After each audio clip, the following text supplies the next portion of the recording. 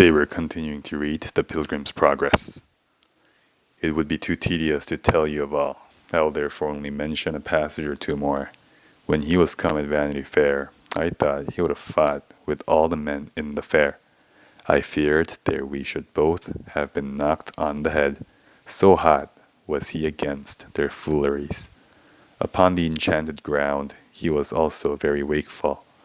But when he was come at the river, where was no bridge, there again he was in a heavy case. Now, he said, he should be drowned forever, and so never see that face with comfort that he had come so many miles to behold. And here also I took notice of what was very remarkable. The water of the river was lower at this time than ever I saw it in all my life. So he went over at last, not much above wetshod. When he was going up to the gate, I began to take leave of him, and to wish him a good reception above. So he said, I shall. Then parted we asunder, and I saw him no more. Then it seems he was well at last. Yes, I never had a doubt about him. He was a man of choice spirit, only he was always kept very low, and that made his life so burdensome to himself and so troublesome to others. He was above many tender of sin. He was so afraid of doing injuries to others that he often would deny himself of that which was lawful, because he would not offend. But what should be the reason that such a good man should be all his days so much in the dark?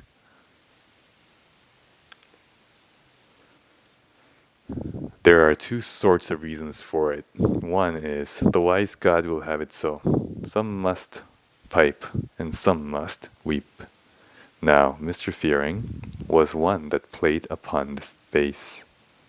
He and his fellows sound the sackbut, whose notes are more doleful than the notes of other music are.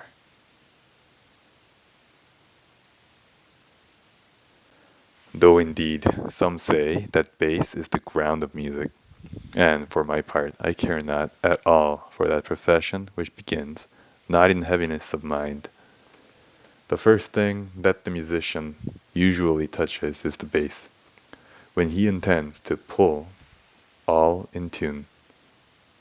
God also plays upon this string first, when he sets the soul in tune for himself. Only here was the imperfection of Mr. Fearing. He could play upon no other music but this till toward his latter end.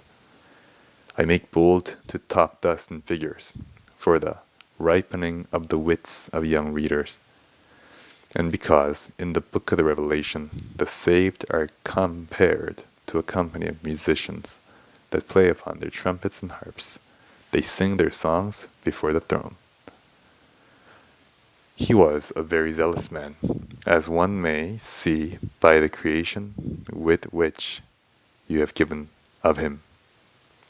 Difficulties, lions, or Vanity Fair he feared not at all. It was only sin, death, and hell that were to him a terror, because he had some doubts about his interest in that celestial city. You say right.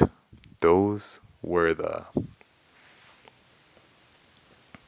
things that were his troublers, and they, as you have well observed, arose from the weakness of his mind thereabout, not from weakness of spirit as to the practical part of a pilgrim's life. I dare believe that, as the proverb is, he would have bit a firebrand as it stood in his way. But the things with which he was oppressed no man ever yet could shake off with ease.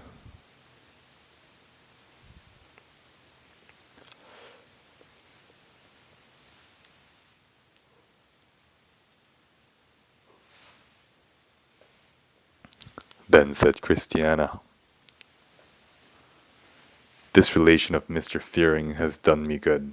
I thought nobody had been like me, but I see there was some semblance betwixt this good man and I, only we differed in two things. His troubles were so great that they broke out, but mine I kept within. His also lay so hard upon him.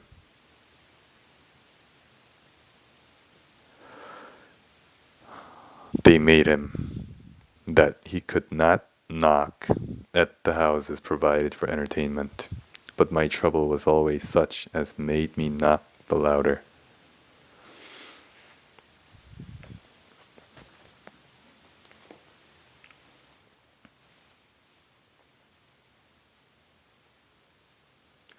If I might also speak my heart, I must say that something of him has also dwelt in me, for I have ever been more afraid of the lake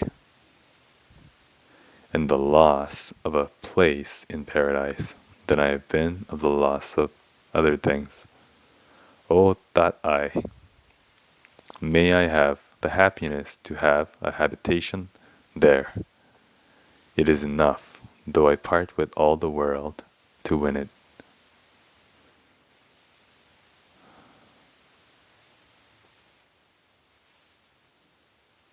Then said Matthew, fear was one thing that made me think that I was far from having that within me which makes me sure of being saved. But if that were so with such a good man as he, why may it not also go well with me?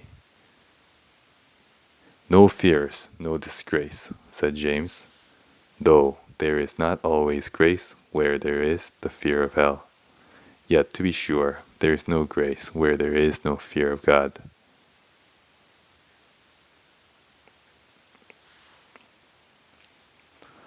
Well, said James, thou hast hit the mark.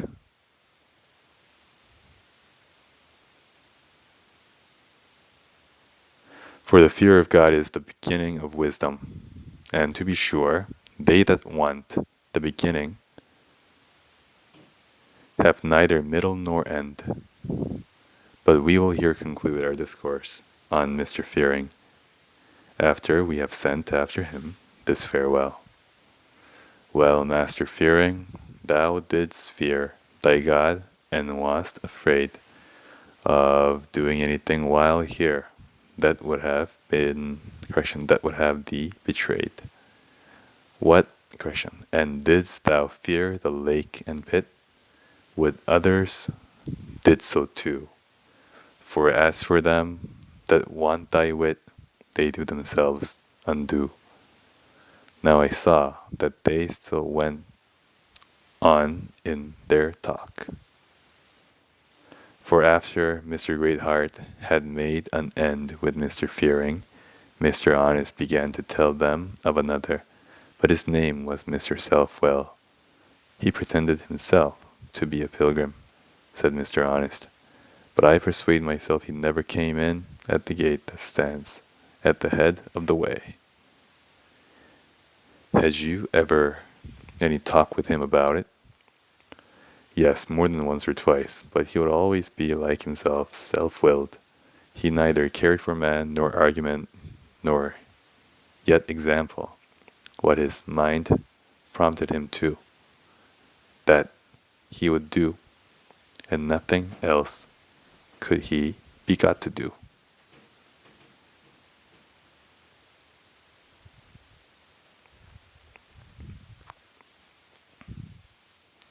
Pray, what principles did he hold? For I suppose you can tell.